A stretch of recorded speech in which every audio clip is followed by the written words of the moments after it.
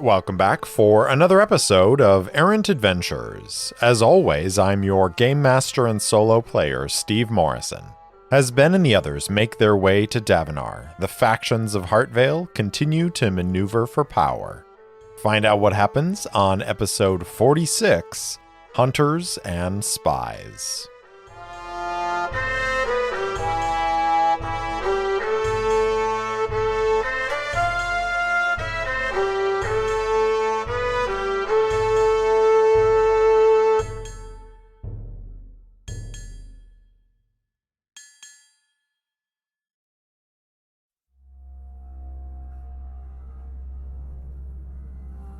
The soldiers of the Crest and occult infiltrators from the Shade have boarded the Andanya, a drift ship, and have begun their journey to Davenar.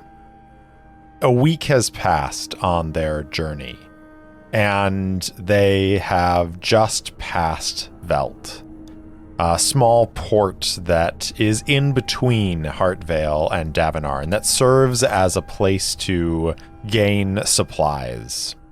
But it is time to do another faction turn, because a week has passed for our heroes, and I've been roughly doing these faction turns about once per in-world week.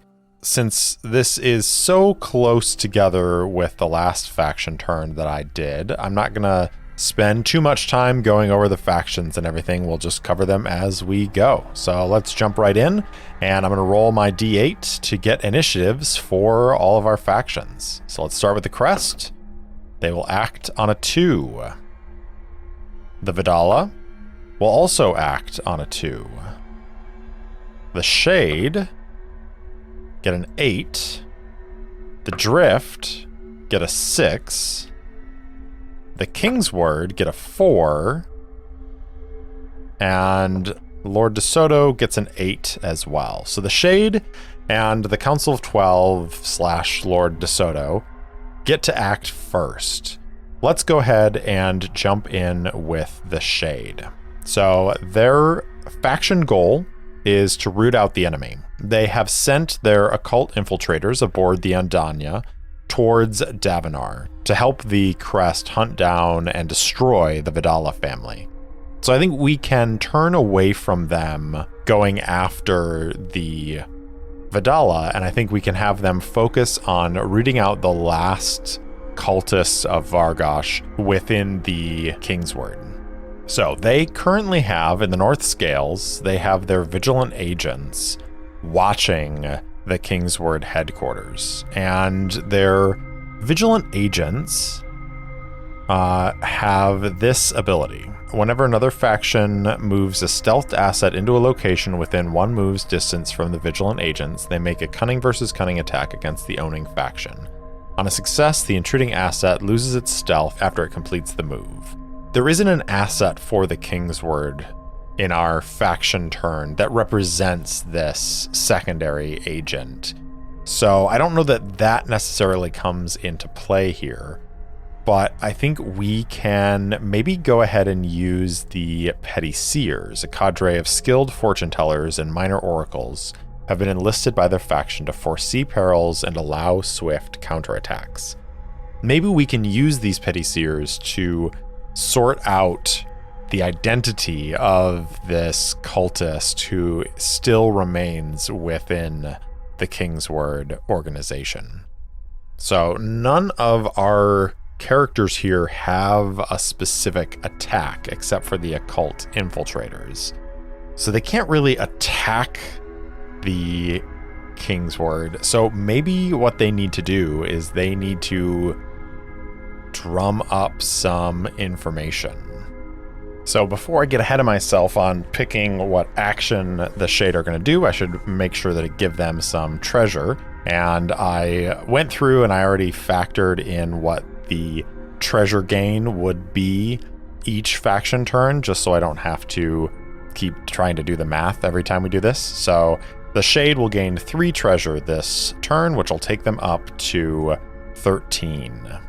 And then thinking about what they want to accomplish, they want to discover something about this individual who is within the Kingsword. And then they're going to need to be able to attack or deal with them. And I think looking at my choice of assets, I think I'm going to do something that maybe is a little weird considering I have the crest as a faction in of itself, but I'm going to create an asset and I'm going to hire a free company. And that is a wealth asset that you can purchase. And I think what that represents is while Ben and Arid and the others are off in Davenar, there are still crests in Heartvale, and some of them are working for the Crest's goals, but some of them have been tasked by Captain Etheridge to help Lady Von Triken and the Shade root out this last group of cultists, or maybe even just individual cultists. We know about one, this lieutenant to Ephraim Fellhart, but maybe they have a cell of other cultists that are still within the Kingsword. So this is what I'm going to do. I'm going to spend 8 treasure, and we are going to create the free company asset for the Shade. And what that's going to do is that's going to allow them to hunt this individual. Now I'm going to go ahead and ask the fate chart if the Petty Seers have any idea who this individual within the Kingsword might be, and that would give the free company something to actually go for. And because this is the first time we're asking this, and they are just Petty Seers, I'm going to say that it is pretty much impossible that they're going to detect who this person is. So I'm going to say that the chaos rank is 6. I'm going to keep it the same as what our current chaos rank is as we're going through our scenes. So I'm just going to say it's 6 and roll, say it's impossible. 68 is a no. So they are not aware of who this individual or these individuals are, but they now have this group of crests who are dedicated to trying to assist them. Now, if we look at the free company, we can see that they, for one thing, require a 1 treasure upkeep.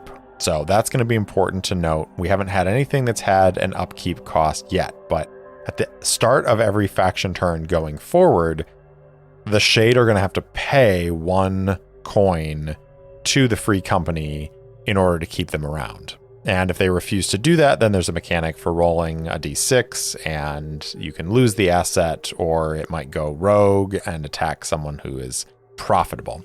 It also has the ability to, as a free action, once per turn, move itself, which is kind of funny that I didn't realize that that was an ability that this asset had when I made that decision to go ahead and give each faction the ability to move 1 asset for free. And part of the impetus behind me coming up with that idea was just thinking about the Crest as a mercenary company should be pretty mobile and able to move around pretty quickly. So I'm going to go ahead and take advantage of that free move and have them move into the north scales so that they can be in line to attack the Kingsword if we discover at some point in the future who this individual is or these individuals are inside of the Kingsword. But for now, that's the end of the Shade turn because we have spent our money, we created an asset, and have taken our turn. So as we move over to the DeSoto, Their faction goal is to eliminate the Kingsword Manufactory. They've got 2 more turns going for that goal. And so we're going to go ahead and unleash an attack action on the Kingsword. But first, let's go ahead and gain 5 treasure. That takes them up to 30 treasure, which is a lot of treasure. Should probably start buying some assets for them. But at the moment, I think their goal is to wipe out this manufactory. So we're going to focus on that. And that is going to be with the DeSoto armed guards.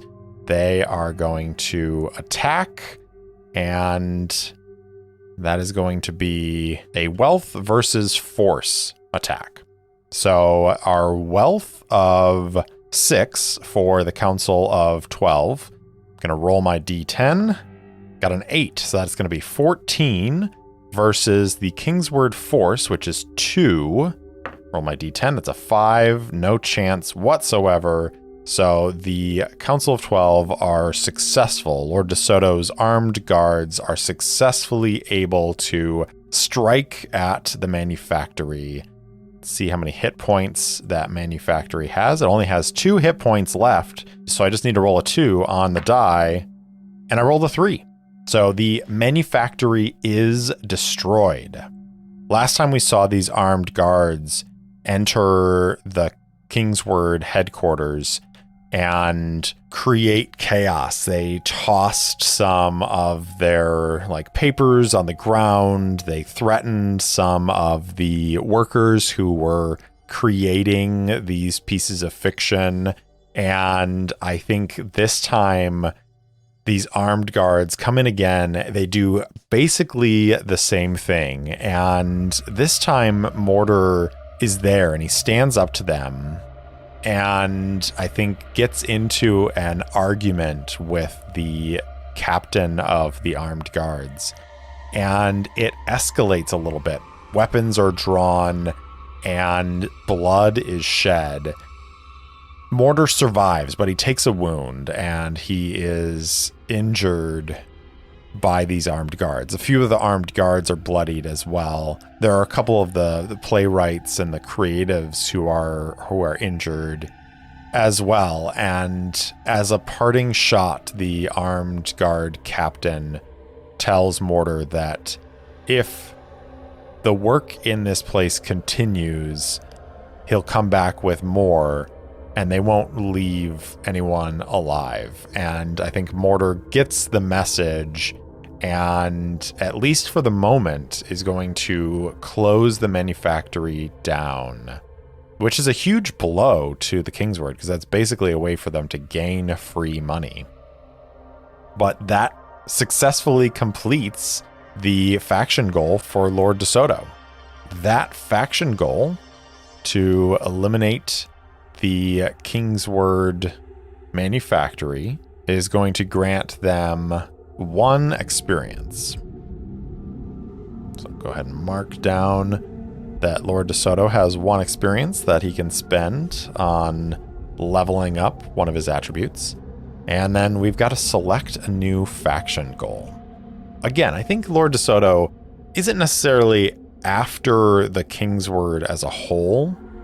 And so I think his decision to pursue them is satisfied.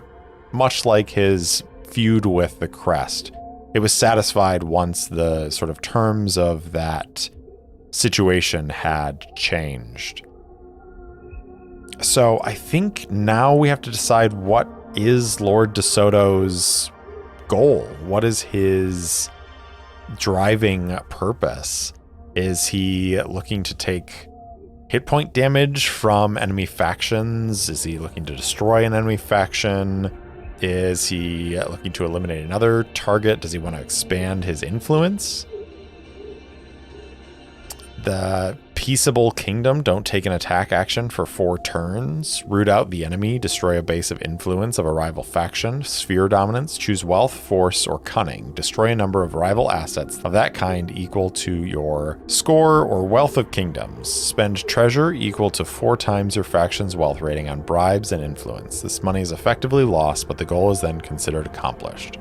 I mean, he's got enough treasure, he could do that pretty easily. and that would get some easy experience. I'm going to pass on this for the moment because he's already taken his action for this faction turn. So I'm going to leave it blank for the moment because I want to think about what his next goal might be. So I'm going to leave the council there. I think maybe we get this final scene of the captain returning back to the Duxit and going to Lord DeSoto's office. And the sickly old man who is Lord DeSoto is sitting behind his desk. And when the captain walks in, Lord DeSoto looks up at him and says, have they stopped printing their inflammatory words? The guard captain says, yes, my lord, they have. They've been warned against doing anything else as well. If they decide to forego that warning, I'll make sure they pay for it. Very good. Thank you, Captain. And then we can go ahead and shift over to the Drift. Now, their faction goal is to eliminate Lord DeSoto's hired friends. And I think this is the second or third turn of this. So I'm going to say it's the last turn that they have to do this, because I feel like this has been, I didn't mark down a time for it. And I feel like it's been going for a little while now. So they are going to hunt down Lord DeSoto's hired friends once again. The hired friends are in the South Scales. The Drift Infantry is in the South Scales as well. So this is going to be another attack action. Force versus force. So the Drift have a force of 4. I should go ahead and give the Drift their 4 treasure as we start this turn. And then I am going to take the attack action to go ahead and roll our D10 for the infantry. So plus 4 on this, that's a 7. 3 on the dice plus 4. And then that is against the force of 5 for Lord DeSoto. So I need to roll like a 1. A 7 for Lord DeSoto. That is a tie. So since ties go to the defender, Lord DeSoto's hired friends resist the infantry once again. They don't have any counterattack damage, so they're not going to be able to strike back at the Drift infantry. But the Drift are going to fail that mission because the hired friends have survived long enough. So we are going to go ahead and cancel that faction goal out, and they will need to pick a new one. Once again, I'm just going to press on, and I will think about what their next goal will be for the next turn. So they've gained a little bit of treasure. They tried to destroy the hired friends of Lord DeSoto. Now, after last time and the Drift sailors like roaming the streets, hunting these hired friends, I think the hired friends have sort of gotten a little savvy to this. And so they are trying to stay out of the way of these Drift infantry. And maybe they finally, after a week of kind of like dodging them, they're at an event. Maybe they're out at a bar or a tavern, or maybe they're at a play, and these Drift infantry show up and they are looking for them. And maybe the establishment that they're at, the owners are friends of these hired friends. And so they realize that they're in danger and shuffle them out a side exit and onto the street, and they're able to escape before these infantry are able to track them down. I'm going to take my sort of one free action to go ahead and let that military transport that the Crest are on continue to move towards Davenar, so we can maintain the fiction of the Crest and the Shade on the Andanya moving towards Davenar. And then that's going to do it for the Drift. So we're really like moving through this faction turn pretty quickly here. And that's all right, because I think we're starting to get to a place where the sort of long-term faction goals of these factions are probably going to reach beyond the scope of this season, as the season is really focused on the cult of Vargosh, and we're starting to reach a point where there's not much left to do but to find the Vidala family in Davenar and put an end to them. But we are going to spend a little bit of time with the Kingsword. Now, they're going to gain 5 treasure. That'll take them up to 17. They have lost their manufactory, which is not great. Their faction goal is to expand their influence. So they want to expand influence. They're trying to buy a seat on the council. And so they've moved their pleaders into the Duxit. And that is going to be their action for this turn, which is expand influence. The faction must have at least 1 asset there to make this attempt and must spend 1 treasure for each hit point the new base of influence is to have. Thus, to create a new base of influence with a maximum hit point of 10, 10 treasure must be spent. I think they're willing to spend here. So I am going to spend 10 treasure, and that's going to leave me with 7 treasure. Now, once the base of influence is created, the owner makes a cunning versus cunning attribute check against every other faction that has at least 1 asset in the same location. If the other faction wins the check, they are allowed to make an immediate attack against the new base of influence with whatever assets they have present in the location. The creating faction may attempt to block this action by defending with other assets present. Okay, so we're going to roll a d10. This is a cunning of 5 for the Kingsword versus a cunning of 3 for Lord De Soto, because Lord De Soto is the only one who has any assets in that space. So I'm going to roll the Kingsword first, plus 5 on this. I rolled a 7, so that is going to be 12 total. Need to roll a 9 or a 10 for Lord De Soto to even get close here. Nope, that's a 1. So they are successfully able to establish this base of influence. So we'll call this the council seat in the Duxit. And now the thing that I had hoped to do has come to fruition. So we're going to take a moment to establish another counselor here. And this is going to be a counselor who is on the payroll of the Kingsword. So let's go ahead and go over to one of our random tables here. Check out the great book of random tables, and let's find some names. So is this person going to be male or female? Let's roll 1, 2, 3 will be male, 4, 5, 6 will be female, 6. So this is a female name. Let's go ahead and roll our D100. So we've got a few options here. So 37, Claiborne, Leoma, or Hazel. I'm going to go with Leoma. And then I'm going to go over to Maze Rats. Let's go for the upper class surname 1 and 5, Derip.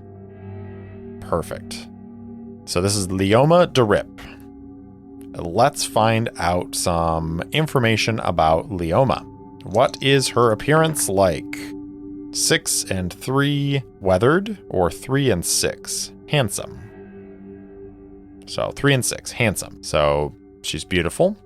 Physical details, 5 and 6, ritual scars, or 6 and 5, tattoos. Ooh, okay, cool. So she's beautiful. She has a number of tattoos on her. What kind of clothing does she wear? 2 and 5, exotic. So she wears exotic clothing. Okay. What's her personality like? 5 and 6, serene. So she'd be the last one you'd suspect of being in the pocket of the Kingsword. And let's see, mannerisms, laughs. She laughs a lot. All right, let's see what her secret is. And cultist is on this list, so it would be ironic if we rolled a cultist. 1 and 6, counter spy. So wait a minute. If it's counter spy, does that mean that she is a counter spy against the Kingsword, or does that sort of like fit with her being bought by the Kingsword? I'm gonna go with that. I like that one. So counter spy, and I'm gonna leave it vague right now whether or not she's actively working with the Kingsword, as in like she took their money, but she took it because she is working against them and she's actually like using them. So yeah, I'm just gonna leave that vague for the moment. Let's see what her reputation might be. 2 and 6, holy. So she has a reputation for being holy. So maybe her tattoos are related to whichever deity she worships. And then let's see what her hobbies are. 6 and 2, sketching. She likes to draw. Okay, so we've got Leoma de Rip. She's beautiful with ornate tattoos. She wears exotic clothing. She has a serene personality, laughs a lot. She's secretly a counter spy, and that might just mean that she works for the Kingsword. The more I think about it, that is where I'm leaning towards. She has a holy reputation, and her pastime is sketching. We see this scene of this estate in the Howl, and an officer of the Kingsword arrives there and is ushered into a room. This room is a finely upholstered sitting room. And there are a number of drawings hung from the walls. And they are of various creatures, of various symbols and signs, and they all relate to religion. There's a woman sitting by the window, and she is sketching on a large piece of paper. She's looking out the window, and this Kingsword officer who enters this room, who's ushered into this room, sees that she's tall with olive skin and curly dark hair that falls down to her waist. She's wearing an elegant dress that leaves her arms bare, and these intricately designed tattoos are evident running up her arms and underneath her clothing. Her clothing is not standard Heartvale fashion. It looks Comitian from the south, and she looks over and I think smiles at this Kingsword officer. We should give a name to this Kingsword. 1 and 2, Basil. So she turns and she says, "Ah, Basil, it's so good to see you tonight. I hadn't realized I would be expecting company." Basil looks at her and says, "My lady, I come to you with a proposition from my organization. The Royal Dispatch Company would like to fund your art habits. As you know, we are great lovers of the arts, and we would like to offer you an endowment to continue your work, and perhaps occasionally think of us when you are creating your great canvas across the city." Lady de Rip looks at him, and there is a fierce intelligence behind her eyes as she nods and says, "I am a great lover of the art, as you are, Basil, and it will be my honor to accept the Royal Dispatch Company's generosity. And of course, friends of mine always enjoy the benefits of my arts." And then I think we pull out from that scene, and we can go ahead and end the Kingsword faction turn there, as they have created a new base of influence. Now, Lady de Rip is not a new member of the council. She has been a part of the council for a while, but I think she is newly in the pocket of the Royal Dispatch Company. And that might come up again as the Shade and Lady Von Triken are trying to suss out who in the King's Word could still be a cultist of Vargosh.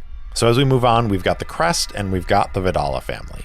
Both of these, I think, are going to go pretty quickly. And because the Crest and the Vidala are hurtling towards conflict, I don't think it matters which of them goes on this turn, because I know exactly what both of them are going to do for this faction turn. So I'm going to go with the Vidala first.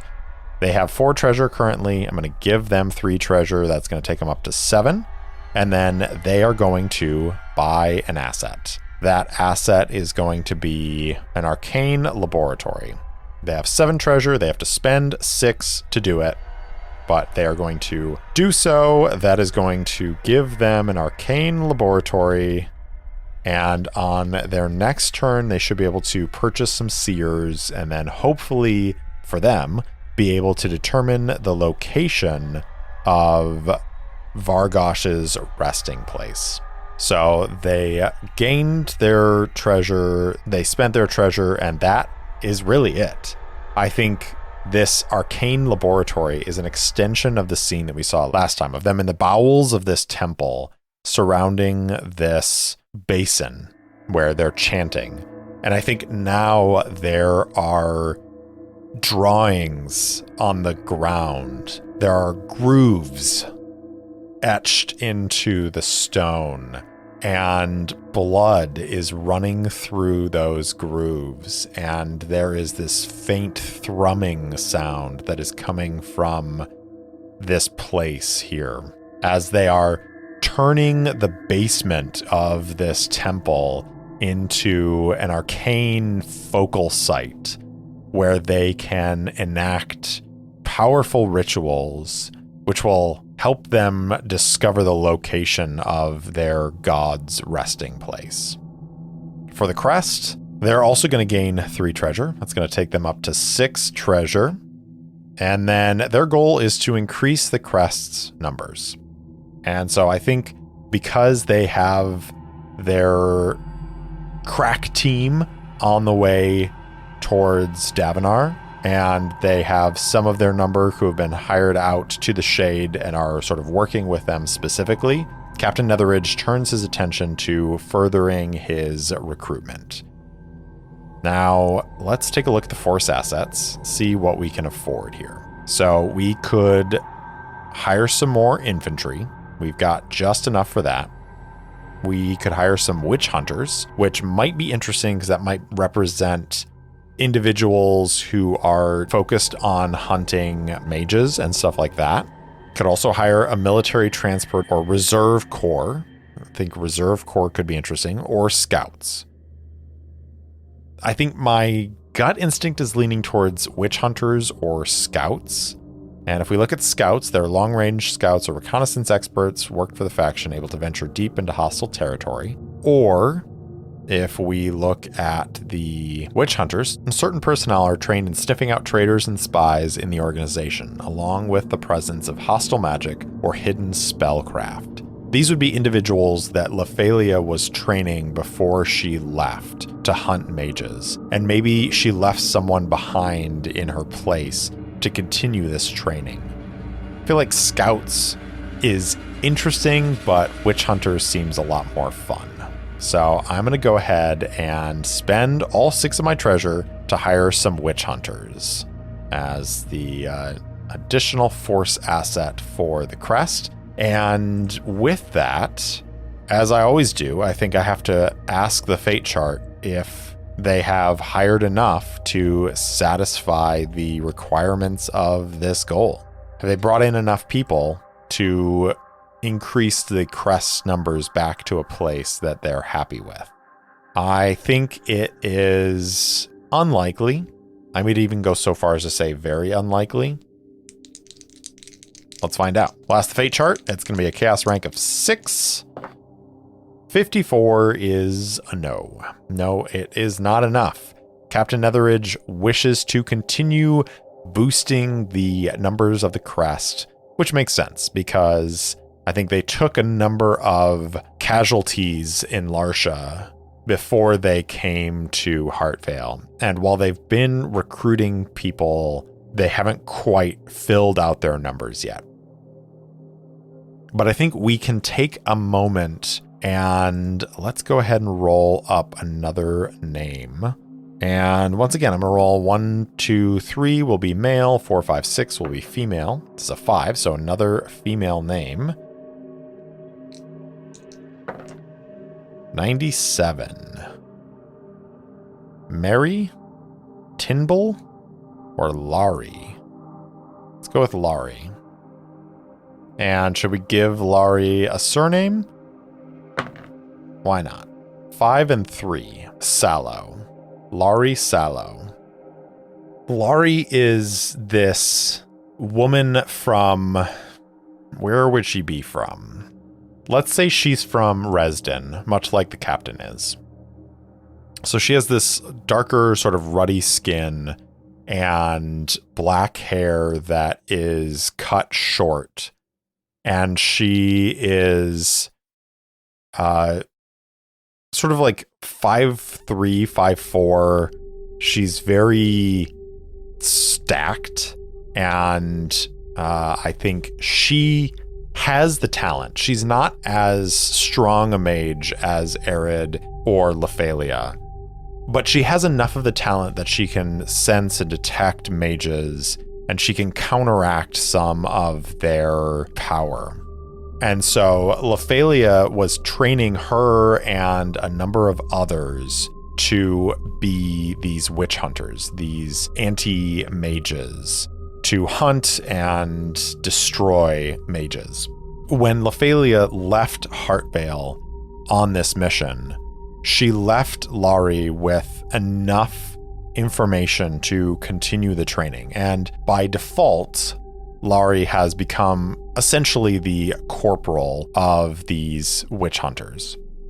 And I think we see this quick scene of Captain Netheridge calling her into his office, and Laurie enters, and I think she is, again, she's not very tall and she's built, but she has this way of like hunching her shoulders to make herself seem smaller than she is.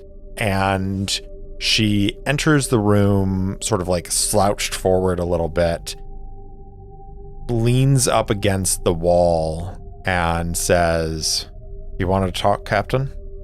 Netheridge says, "Ah, Sallow, good. How's your training going along?" "It's going, Captain. We're doing all right. It'd be easier if the lieutenant were still around to train us, but we'll be ready when you need us." "You'll be ready when I need you. What if I were to tell you I had a mission for you already?" Laurie, I think, kicks the floor a little bit and says, "Then I tell you we'd be ready, Captain." "That's what I like to hear, Sallow. I do have a mission for you. Shouldn't be anything that your crew can't handle, but it'll give you a good chance to stretch your legs a little bit and see how your training is working out. Whatever it is, Captain, we'll get it done." "I know you will. Let me give you the details." And then we pull out of that room. And now the Crest have a dedicated group of mage hunters. So that is going to end this faction turn. And I think as we sort of like pull back out of Heartvale into this broad view of the city, we then sweep across the ocean, past the small village of Velt, where there's sickness and the smell of death on the air, and past that over the sea, where the Andanya is about to meet up with an Altiman merchant vessel in the hopes that they will be able to provide the necessary supplies that will get the Crest the rest of the way to Davenar.